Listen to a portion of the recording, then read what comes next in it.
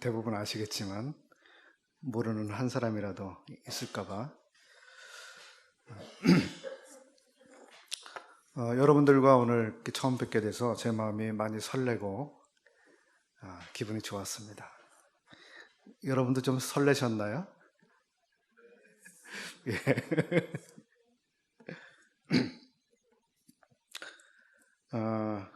오늘 첫 만남을 무슨 이야기로 여러분과 나눌까 그런 생각을 했습니다. 또 지금은 12월이고 금년도를 이제 얼마 남겨두고 있나요? 한 열흘 좀 더 남겨두고 있습니다. 이러한 때에 또 겨울에 무슨 이야기가 우리들 마음에 이렇게 공감하기가 좋고 또 쉽게 우리들의 생각을 함께 하는데 좋은 내용이 될까 그런 생각을 했습니다. 저는 거의 매일 아침마다 이 교회로 나오는데 이곳으로 오게 되면 집에서 이곳으로 오는 길에 왼쪽으로는 수락산이 보입니다. 오른쪽으로 도봉산이 보입니다. 두 산의 높은 곳으로 올려다 보면 커다란 바위들이 하얗게 보입니다. 늘 보고 다니면서 간혹 그런 생각을 해요. 참 저 커다란 바위들은 도대체 몇 년 동안이나 저렇게 저곳에 저런 모양으로 서 있었을까 그런 생각을 해봅니다.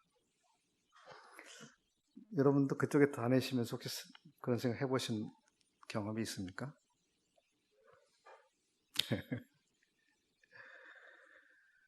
몇 년이나 저 바위들은 저렇게 서서 사람들을 지켜보고 있을까? 저 거대하고 그리고 위험스럽게 보이는 저 벼랑들은 또 몇 년 동안 저렇게 서 있어 온 것일까? 이렇게 생각하면서 지나갑니다. 아마 100년 전에 어떤 사람도 그 길을 지나다니면서 산 참 높다. 저 바위 참 크다. 저 벼랑 정말 아슬아슬하다. 뭐 그런 생각을 하면서 지났을 것 같습니다.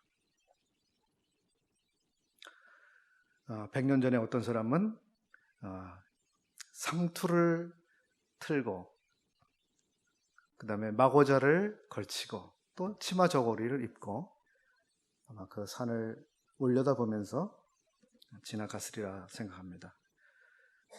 그리고 어떤 사람은 또 달구지를 끌고 혹은 보찜을 지고 어떤 사람은 그 길로 시집을 가고 어떤 사람은 또 장가를 갔겠지요. 아마 태조 이성계도 조선을 건국하기에 앞서서 혹은 건국 초에 그 길을 지나갔을 것 같습니다. 왜냐하면 이쪽에 도봉산이라든지 또 회룡, 망월사 이쪽 부근에 그때 당시에 도선대사라든지 태종 이방원이라든지 이런 분들이 있었던 그 흔적들이 남아 있습니다. 1000년 전에 어떤 사람들도 그 산을 보고 그 바위를 보면서 지나갔겠죠. 그 산을 지나가면서 무슨 생각을 했을까? 아마 2000년 전에 어떤 사람, 그리고 3000년 전에 어떤 사람, 그 사람도 그것을 지나갔겠죠. 그리고 그 산이나 바위는 똑같이 동일한 모습으로 그렇게 있었을 것 같습니다. 겨울이 되면 여러분 뭐가 기다려지세요? 저는 눈이 기다려집니다. 눈이 오면 반갑지는 않아요. 눈 치울 생각, 길이 미끄러운 생각 때문에. 그러면서도 눈이 오는 것은 왜 그렇게 반가운지 기다려지는지 모릅니다. 우리가 올 겨울에도 벌써 눈을 2번 정도 맞았죠. 우리가 맞았던 이 겨울눈, 그리고 이 겨울에 더 눈이 몇 번 오겠죠. 우리 시대에 오늘날 내리는 이 눈, 그리고 비, 그리고 바람, 이것은 100년 전, 그리고 500년 전, 그리고 1000년 전, 그때 내렸던 눈들과 같은 눈, 같은 비, 같은 바람일 겁니다. 1000년 전의 사람도 똑같이 이 눈을 맞으며 또 이 바람을 맞으며 살아갔겠죠.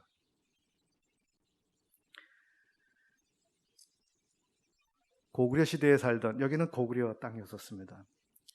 고구려 시대에 살았던 어떤 사람들도 우리가 맞고 있는 눈, 비, 바람, 그것을 다 맞았겠죠. 변함없이 그렇게 이어져 온 눈, 비, 바람, 참 변함이 없습니다. 그리고 같습니다. 바람의 느낌, 눈의 색깔, 눈의 모양, 비가 위에서 아래로 내리는 형태, 1000년 전이나 2000년 전이나 동일합니다. 이것을 생각하면서 저는 하나님의 은혜를 생각해 보았습니다. 하나님의 은혜.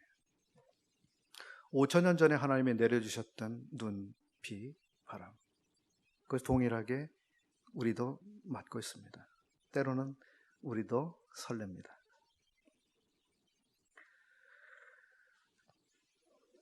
여러분들은 눈이 설레지 않습니까?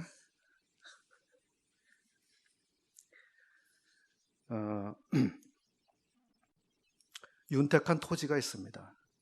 그리고 수목이 우거진 땅이 있는데 그러한 땅이 광야 혹은 사막이 되는 이유가 무엇일까요? 그것은 비가 멈추기 때문입니다. 비가 더 이상 내리지 않게 되면 땅은 사막화 되어가죠. 중국의 많은 땅들이 한때 굉장히 윤택한 토지였는데 수없이 넓은 땅들이 사막이 되어 갔다고 하는 뉴스를 우리들이 접했습니다. 비가 내리지 않는다는 것, 이것은 어떻게 보면 하나님의 은혜가 멈추고 있다는, 멈추었다는 그런 외적 모양이 될 것입니다. 비라고 하는 것, 이것은 어떻게 보면 하나님의 은혜를 표현하는 하나님의 한 방식이 될 수 있겠다 하는 생각을 해봅니다. 만약에 하나님이 우리처럼 변덕스러우시다면 오늘은 깨끗하고 투명한 비를 내려주셨는데 오늘날은 파란색 비를 쫙 퍼붓는 거예요. 그리고 어느 날은 에이 파란색은 재미없어, 빨간색 비를 온통 땅에 내려주시는 거예요. 그렇듯 어느 날은 에이 이것도 별로 재미가 없는데 먹물 같은 비를 한번 내려주자. 자, 그렇게 되면 어떻게 될까요? 시뻘건 비, 시커먼 비, 또는 새파란 비. 사람들이 즐거워할까요? 당황할까요? 이 세상의 물건들이 도대체 어떤 색으로 변해갈까요? 우리가 매일 숨쉬고 있는 공기, 이 공기 속에는 질소가 78%, 산소가 20.96%가 섞여 있다고 하죠. 이 비율이 조금이라도 바뀌면 큰일이 난다고 하는 이야기 들어보셨죠? 사람이 호흡해서 생존하는데 분명히 문제가 옵니다. 그리고 그 화재 사건이 어마어마하게 많이 일어날 수도 있고 우리가 불이 필요한데 불을 사용할 수 없는 아주 당황스러운 일이 생길 수도 있겠죠.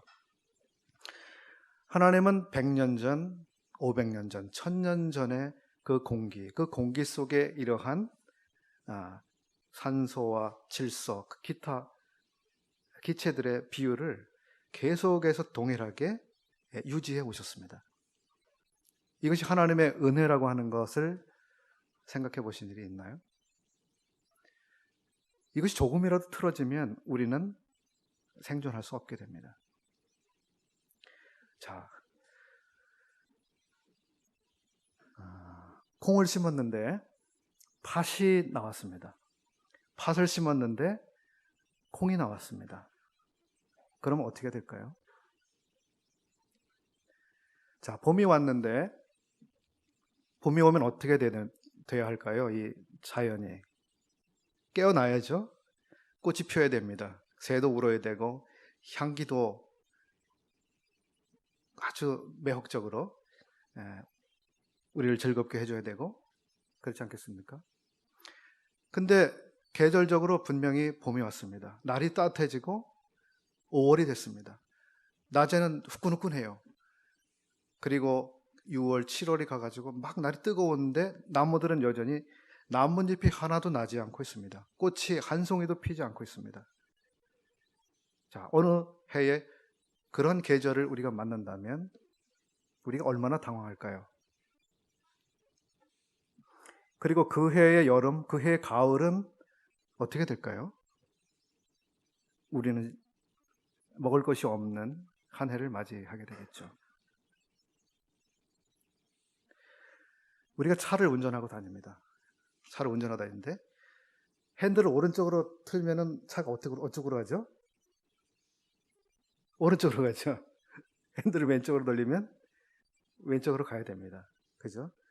제가 처음에 자동차 그 면허학원에서 면허를 땄는데 굉장히 어려웠던 게 저는 이게 반대라고 이렇게 인식이 돼 있었어요. 그 핸들을 오른쪽으로 돌리면 차가 왼쪽으로 간다고 생각을 했어요. 그래서 제가 운전면허를 따는데요. 무려 17번 탈락을 했습니다. 어마어마하게. 왠지 차를 이쪽으로 꺾으려면 핸들을 이렇게 돌려야 된다고 이렇게 본능적으로 그런 생각을 했던 것 같아요. 만약에 보통 우리가 그 차량을 운전할 때 도로가 이렇게 오른쪽으로 구부러져 있으면 핸들을 오른쪽으로 돌리겠죠, 운전자들이. 근데 만약에 어느 날 갑자기 이게 반대로 작동하고 있다고 한번 생각을 해볼 수 있을까요? 차가 이 길이 오른쪽으로 이렇게 휘어져 있는데 핸들을 오른쪽으로 돌렸습니다. 근데 오른쪽으로 돌릴 때마다 차가 왼쪽으로 돌아갑니다. 이렇게 되면 어떻게 될까요? 저기 빨간 신호등이 켜져가지고 제가 브레이크를 빡 밟아야 됩니다. 차를 세워야 되는데 브레이크를 밟는 순간 자동차가 더 빨리 속력을 냈습니다. 쾅 받는 순간이 오겠죠. 반대로 지금 나는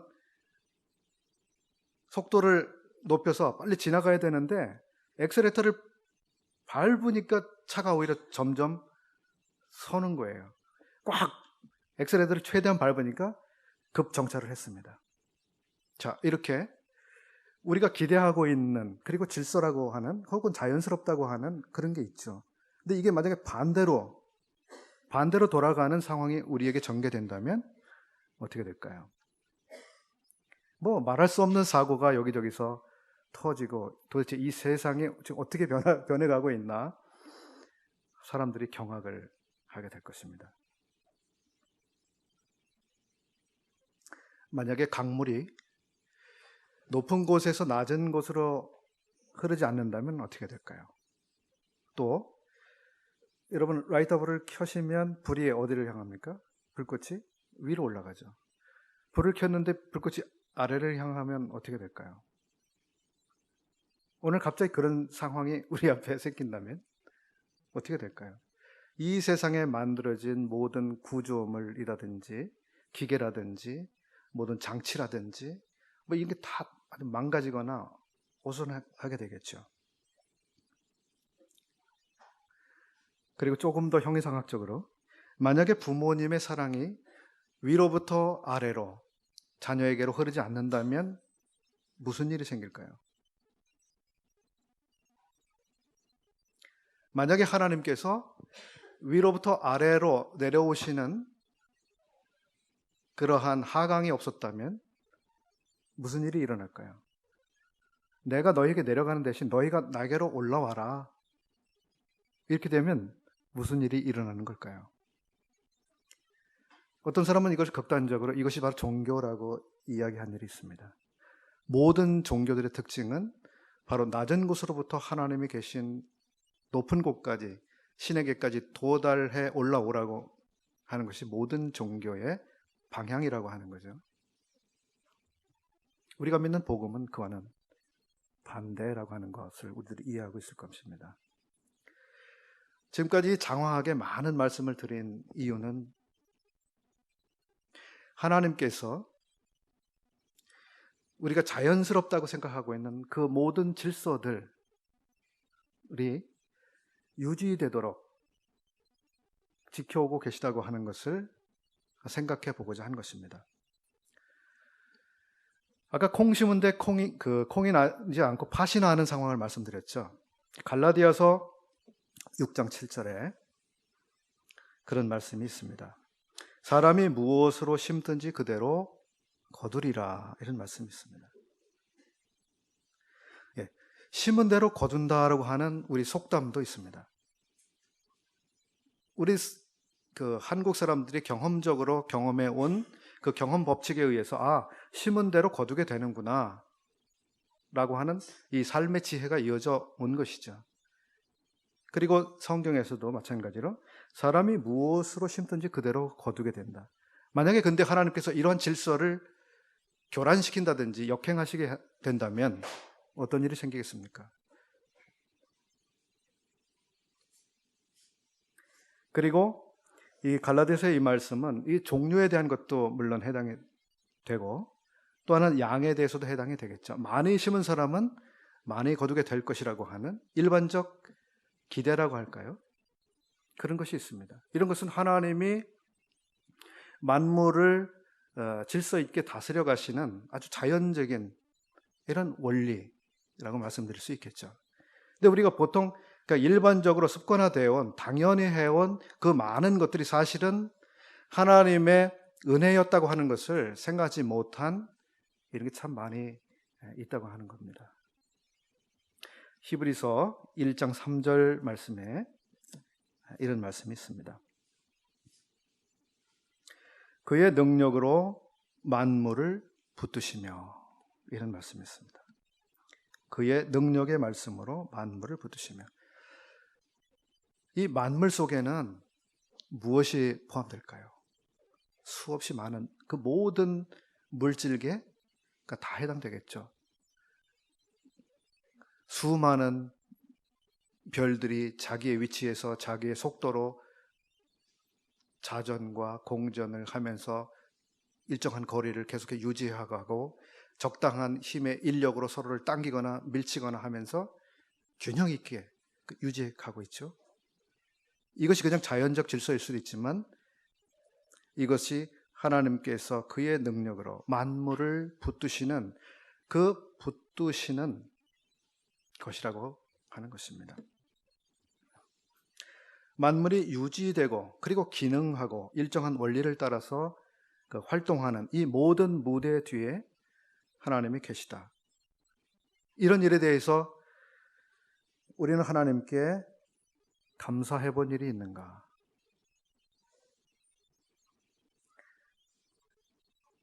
그리고 그의 능력으로 만물을 붙드시며 이러셨잖아요.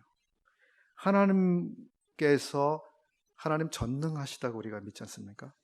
전능하신 하나님께서 하시는 일이 무엇인가? 만물을 붙드시는데 그의 전능하심을 사용하고 계신 것이죠. 그 사실에 대해서 혹시 감사를 해본 일이 있습니까? 호세아서 6장 3절에 있는 말씀 한 구절을 읽어드리겠습니다. 구약성경 호세아서 6장 3절. 그의 나오심은 새벽빛같이 일정하니 비와 같이 땅을 적시는 늦은 비와 같이 우리에게 임하시리라. 아마 익숙하지 않은 구절이실 거예요. 그의 나오심은 일정하시다. 새벽빛같이 일정하시다. 일정하다라고 하는 이 말의 의미는 히브리어 원어의 그 의미는 확실하다, 그리고 고정되다라고 하는 의미를 가지고 있습니다. 확실하다, 고정되다. 그래서 여호와 하나님께서 백성들에게 오시고 돌보시는 그 모든 것은 새벽마다 어김없이 빛이 비치는 것처럼, 아침마다 해가 뜨는 것처럼 그렇게 확실하다고 하는 것입니다.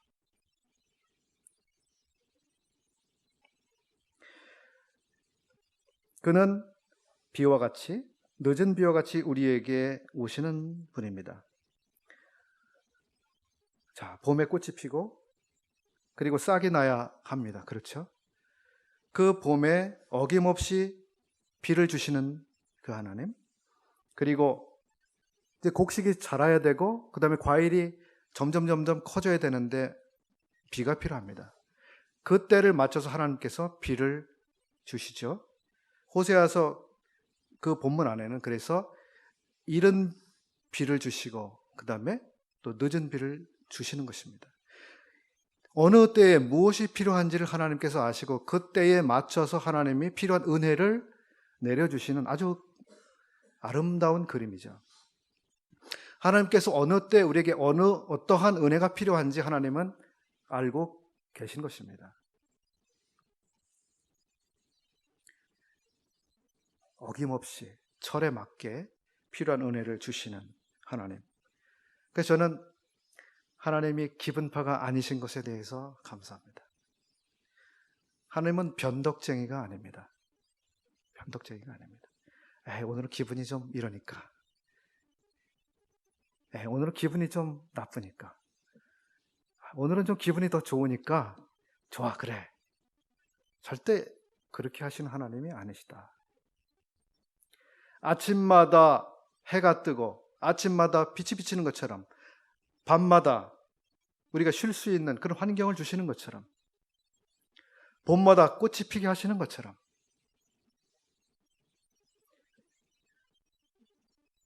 겨울에 왜 추운지 아세요?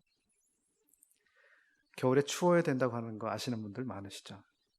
겨울에 추워야 봄에 꽃이 피고 겨울에 추워야 봄에 나무들이 열매를 맺고 살아가는데 필수적인 과정이라고 합니다.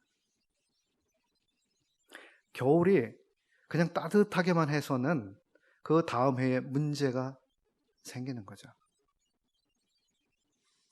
야고보서 1장 17절에 이런 말씀이 있습니다. 각양 좋은 은사와 온전한 선물이 다 위로부터 빛들의 아버지께로서 내려오나니 그는 변함도 없으시고 회전하는 그림자도 없으시니라. 변함이 없으시다. 그리고 회전하는 그림자도 없으시다. 회전이라고 하는 게 무엇입니까? 회전. 팽이가 그 자리에서 계속 돌죠. 몇백 바퀴나 도는지 모르겠습니다. 계속 돕니다. 그때 그림자가 생기나요? 유심히 보신 분?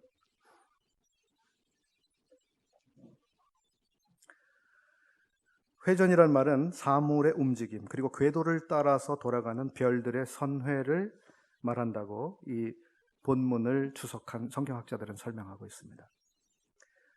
별들이 궤도를 따라 도는 것, 달과 태양과 그 모든 것들이. 그런데 회전하는데 회전하는 그림자도 없으시다. 모든 어떤 것이든 회전하면 그림자가 생길까요? 안 생길까요? 회전하면 그림자가 생기게 되죠. 생깁니다. 회전하는 그림자가 없다는 건 무엇입니까? 회전하지 않고 있다고 하는 말이 되겠죠. 하나님은 회전하지 않으시는 것입니다. 그저 똑같이 그 자리에 일정하게 그렇게 계시다고 하는 거예요. 변함이 없다고 하는 하나님의 성실하심과 신실하심과 변함이 없으신 그런 모습을 그려주고 있는 그런 말씀입니다. 회전은 그림자가 없으시다. 그분은 약속이 변치 않는 분이고 우리를 돌보시는 책임을 게을리하거나 또 취소하거나 감소하는 그런 하나님이 아니시다. 그래서 우리는 하나님을 신뢰합니다. 성실하신 하나님, 신실하신 청지기. 우리 신약 성경에 보면 불의한 청지기 이야기가 나오잖아요. 사람들은 하나님 앞에서 불의한 청지기라고 하는 말을 듣고 있습니다. 반대로 하나님만큼 놀라운 청지기도 없으신 거예요. 하나님은 누구보다도 진실하게 성실하게 잠시도 쉬시지 않고 하나님이 돌봐야 될 그 모든 사람들을 돌보고 계신 거예요. 모든 시간마다 하나님이 하셔야 될 일을 어김없이 그렇게 해오시는 거예요. 그래서 우리가 오늘의 삶을 이로 살고 있습니다. 제가 지금 말하고 있죠. 여러분 듣고 있습니다.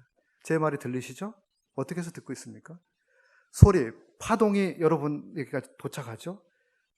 귀에 그것이 부딪히죠?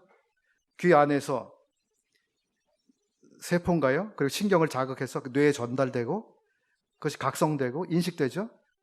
해석되죠? 이 과정이 순간적으로 일어나고 있잖아요. 만약에 이러한 일정한 법칙을 순간적으로 하나님이 탁 왜곡시키신다고 해보십시오. 하나도 안 들리는 막막한 그 상황, 그것이 우리 앞에 나타나는 거죠. 우리는 밥을 먹으면 배가 부르고 밥을 먹으면 이제 내일 필요한 에너지를 얻을 거라고 기대하기 때문에 밥을 먹습니다. 하루에 3번 먹어요. 그런데 이러한 우리가 일정한 에너지를 얻게 되는 하나님의 일반적인 원리, 이것이 왜곡되면 무슨 일이 생길까요?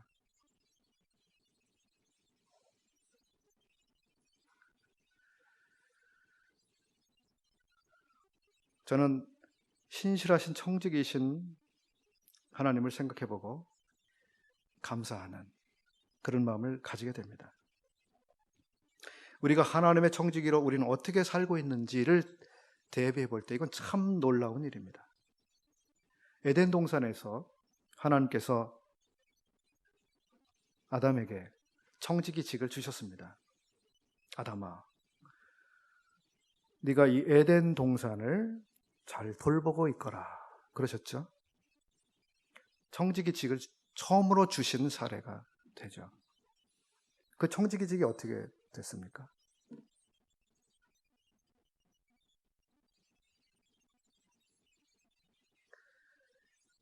오늘 말씀을 준비하면서 그 엄마 생각을 해봤습니다. 엄마가 저에게 엄마가 지금 그 밭을 갔다 올 테니 동생을 잘 돌보고 있어라.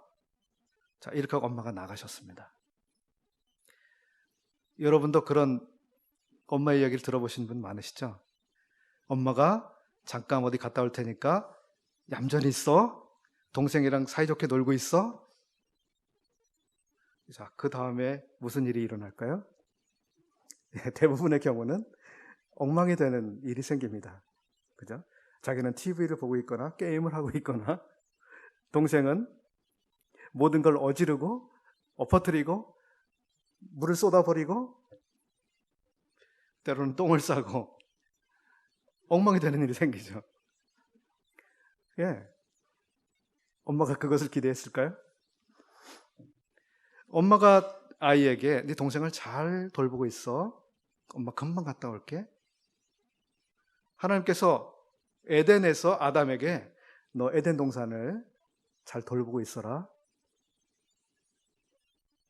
비슷한 마음이 아니었을까요?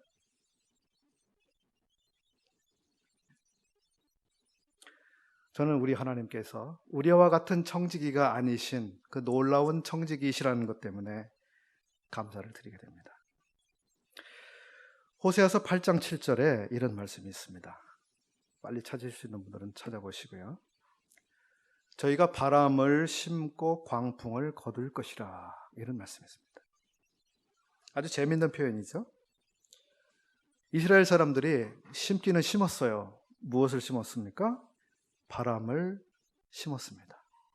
그래서 바람을 심었기 때문에 그들이 수확할 수 있는 게 뭐죠? 광풍을 수확하게 됐습니다. 그들이 거둘 수 있는 것은 이제 수확을 기대할 수 있는 것은 그저 헛된 바람밖에 안 남았어요. 왜냐하면 바람을 심었기 때문에. 이것이 무엇을 의미합니까? 심은 대로 하나님이 거두게 하신 거죠. 심은 대로 거두게 하신 것입니다. 우리가 무엇을 심을 것인가에 대해서 우리로 생각하게 하시는 말씀입니다. 이스라엘 사람들은 하나님이 기대하시는 선한 삶이 있었습니다. 하나님의 사람들로 살아가기를 하나님이 기대하셨습니다. 그것을 심으라고 하셨어요. 그런데 이스라엘 사람들은 그것을 헌신짝 버리듯이 버렸습니다. 여러분 헌신짝을 버려보신 일 있습니까? 헌신짝 내던지듯이 하나님의 말씀을 던져버렸습니다. 그래서 남들처럼 수단과 방법을 가리지 않고 살아가는, 누군가 남의 것을 뺏고 그리고 속이고 훔치고 착취하는 그런 삶의 방식을 이스라엘 사람들도 똑같이 따라서 살았습니다. 이것이 바람을 심었다라고 하는 그 바람의 내용입니다. 하나님 기대하신 것을 전혀 심지 않았습니다. 그리고 여호와를 의지하는 대신에 다른 많은 사람들처럼 다른 신들을 섬겼습니다.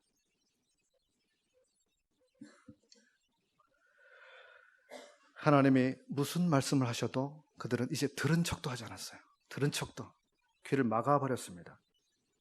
그래서 구약 성경 선지서들을 보세요. 나중에 하나님이 더 이상 말하지 않으시는 거예요. 너에게 더 이상 말하지 않겠다.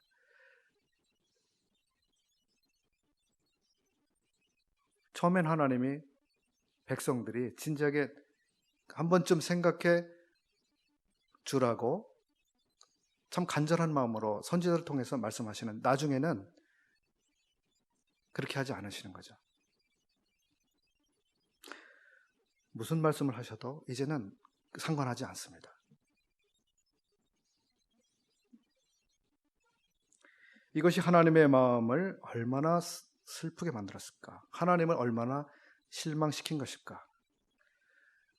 하나님께서 우리에게 어떤 말씀을 하셔도 우리가 듣지 않는 그런 상태가 되면 하나님의 마음이 얼마나 아프실까?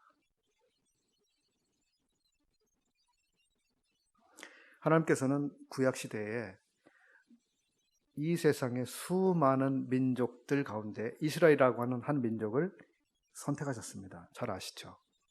그리고 그 민족에게 모든 기대를 걸었습니다. 구약 성경에서는 이스라엘을 보물이라고 하나님께서 그렇게 여겨주셨습니다. 가장 값진, 무엇과도 바꿀 수 없는 정말 소중한 이스라엘이라고 여기셨습니다. 그렇게 아끼셨던 거예요. 근데 이스라엘은 그것을 중요하게 생각하지 않았습니다.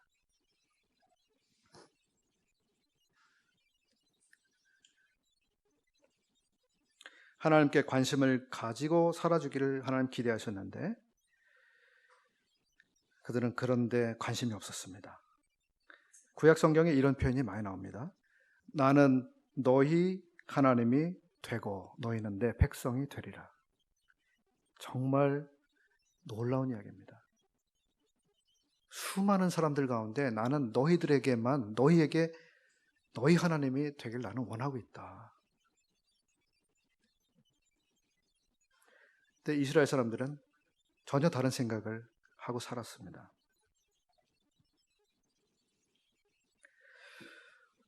오늘날도 하나님은 똑같은 말씀을 하셨습니다.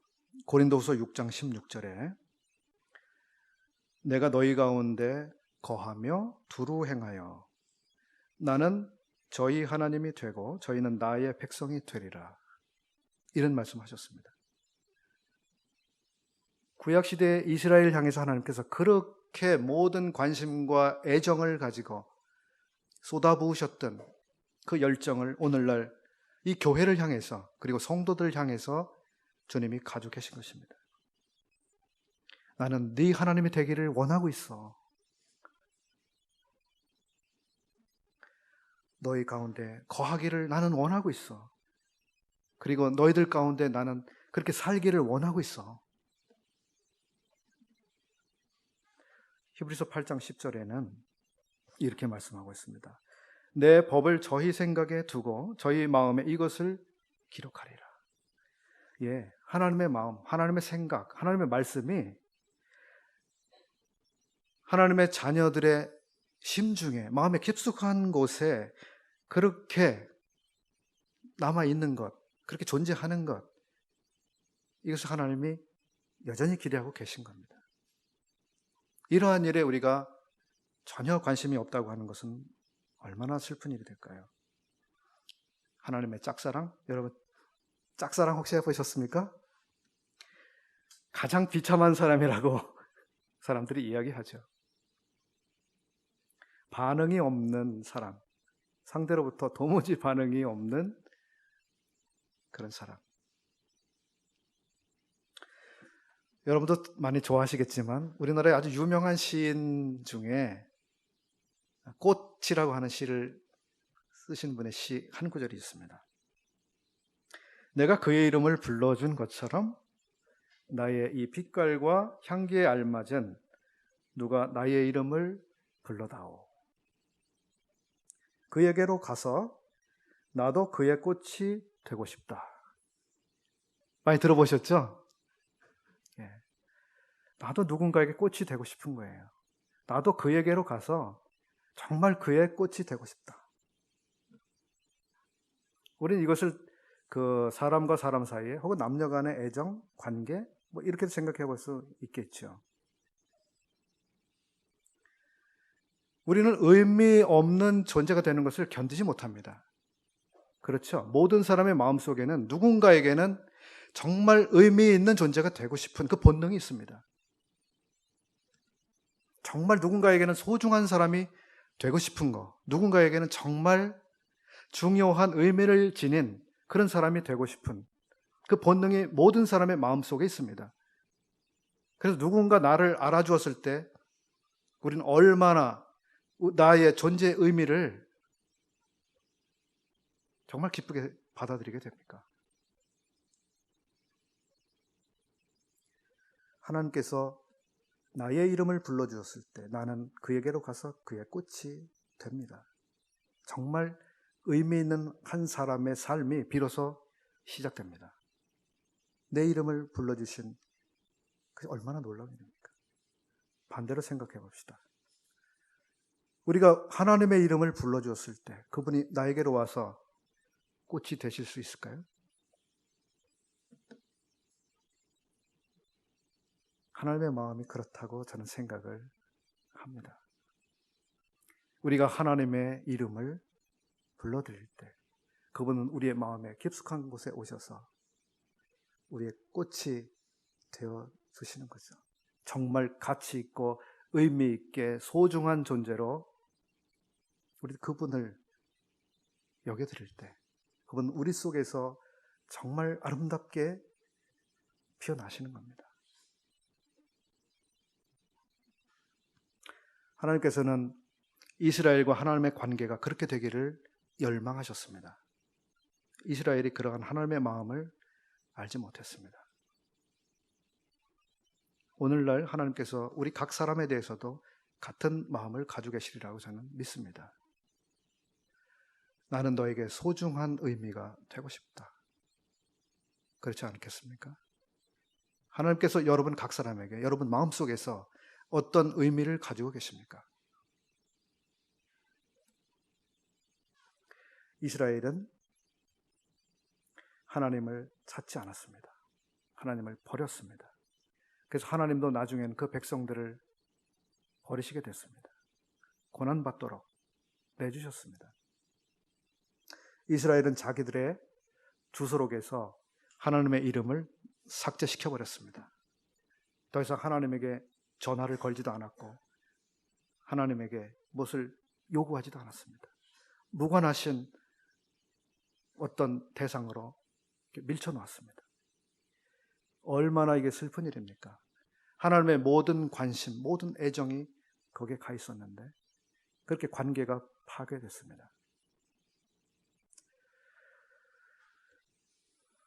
우리의 지나간 1년을 돌아볼 그런 시즌이 됐습니다.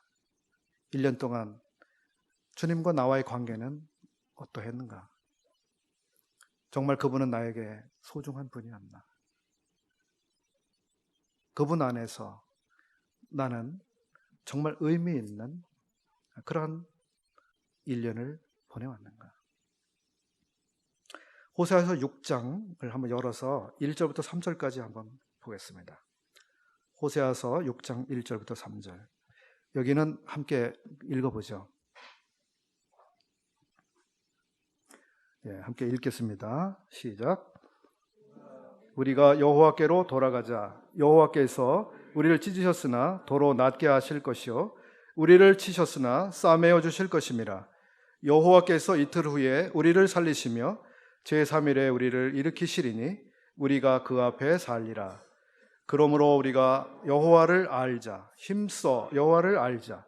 그의 나오심은 새벽빛같이 일정하니 비와 같이 땅을 적시는 늦은 비와 같이 우리에게 임하시리라 하리라.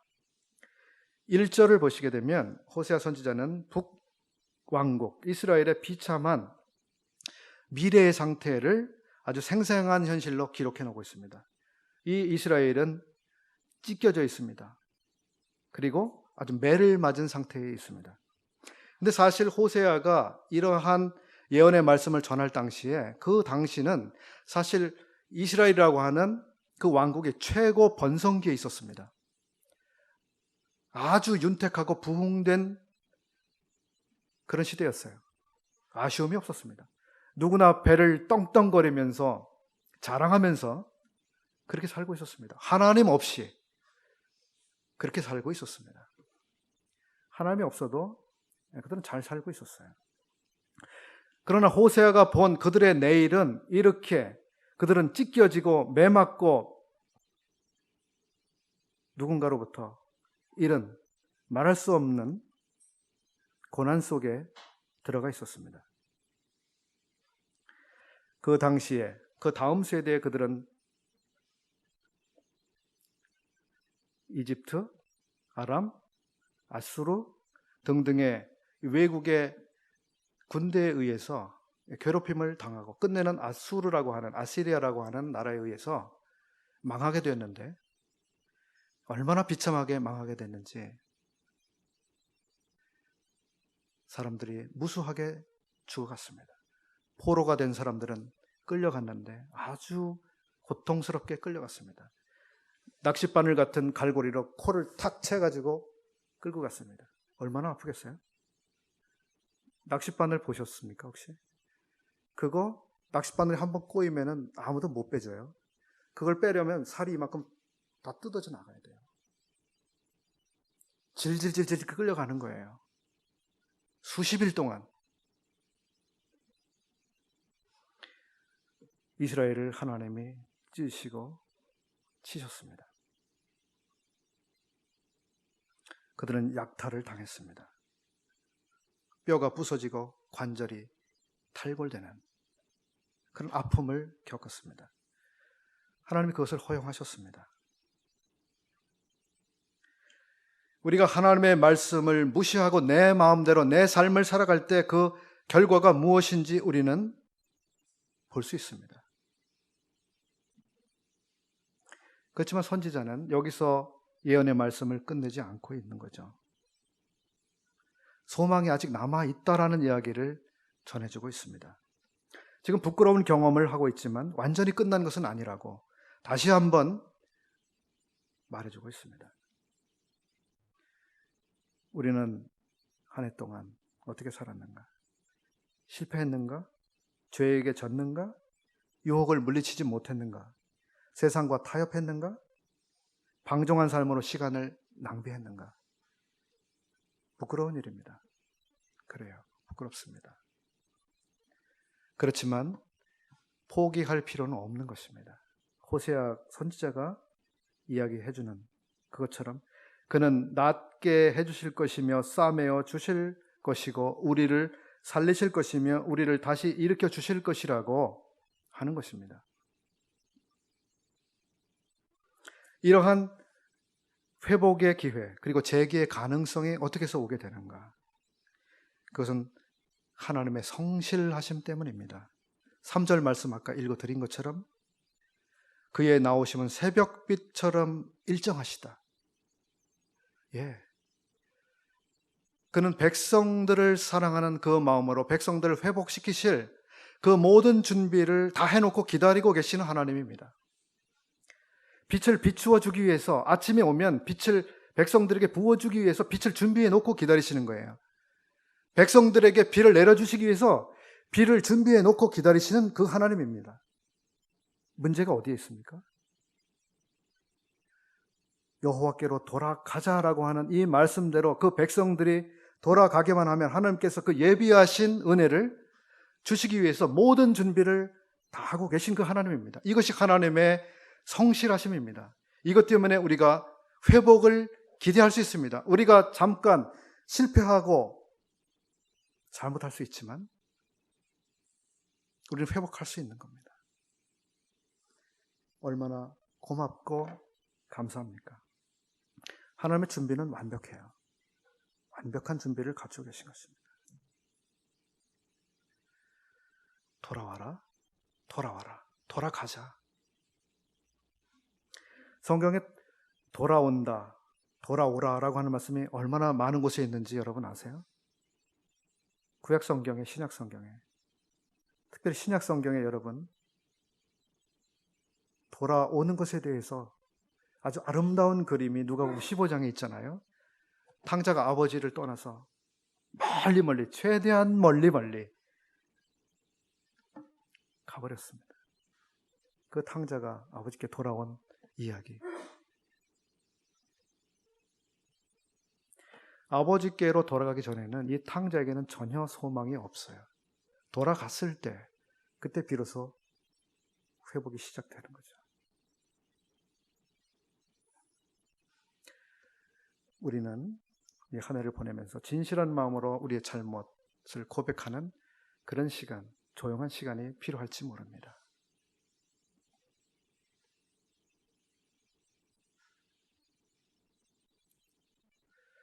탕자가 아버지께로 돌아가게 됐을 때 그가 무엇을 가져갔습니까? 한 10만 원 정도 남겨서 주머니에 넣어가지고 돌아갔을까요? 자기가 쓰던 물건, 중요한 것 하나는 그래도 주머니에 넣고 갔을까요? 무엇을 가져갔을까요? 그는 빈털터리로 갔습니다. 아무것도 없어요. 아버지, 저는 아무것도 없어요. 다 잃어버렸어요. 저 이렇게 알거지가 돼서 왔어요. 부끄럽습니다. 예, 그렇게 돌아가야 되는 거예요. 없으면 없는 대로 그저 이렇게 제 모습이 이렇습니다. 제 상황이 이래요. 전 거지가 됐어요.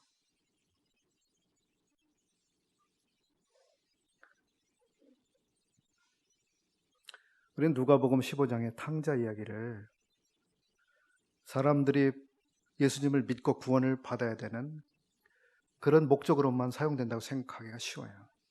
복음 전할 때 필요한 그런 말씀이지. 그렇습니까? 누가복음 15장의 그 이야기는 성도들에게도 얼마든지 중요한 하나님의 음성이기도 합니다.